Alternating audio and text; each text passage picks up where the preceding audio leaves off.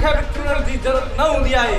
रेसा ये न कि असांजी तालीम बर्बाद न कयो, असांखे स्कूल वञण जो बर्बाद न कयो। अॼु किथड़ शींहं जे साम्हूं चाहे लॻे थो त मौत जिन जे सुम्हंदा।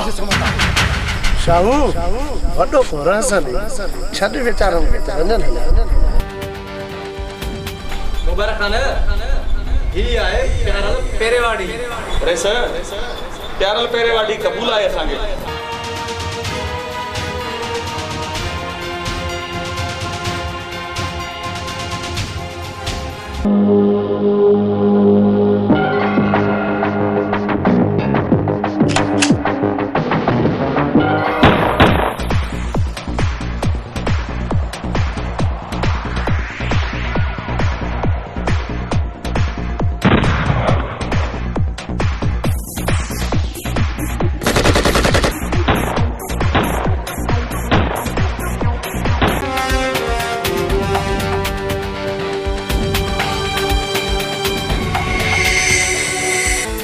प्यारल अन्या डर तो करी, जल्द मां जल्द चोर ज़ाहिर कर त जीअं कादूकारी उन्हनि जे मथां चोर वांगुरु तरकी पए। चोर खणी कहिड़ा बि हुजनि पर सज़ा हुनखे ज़रूर मिलंदी। अता प्यारल खे पहिरियों खणण दे, इहा बि पंहिंजी ख्वाहिश पूरी कनि।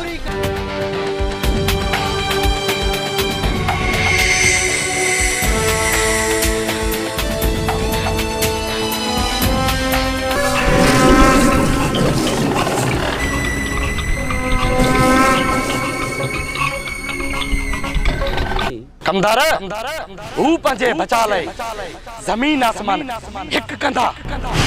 असां बि रेस बंगुल खान खे एॾी त पक ॾिनी आहे त तुंहिंजा ॾोही अली खान शमशेर वारा आहे। रेस घबरा न, पाण में जल्द विड़ी मरंदा जल्द।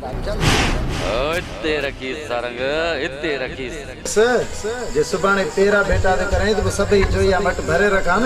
मट कर झटका झटका तू रेस जो मथो खाई वए रुगी दाफ ही दाफ तोणी बस करे बीरो। रेस बंगुल खान असां तो के हर पाप लान ॾियण लाइ तयार आहियूं। रेस बंगुल खान मञा थो त मुंहिंजो वाजिदी आहे, पर इहा हरकत नथो करे सघे। रेस अली खान वारा त हाणे साफ़ आहिनि, हाणे पेरे बेटी ते असां बि राज़ी आहियूं।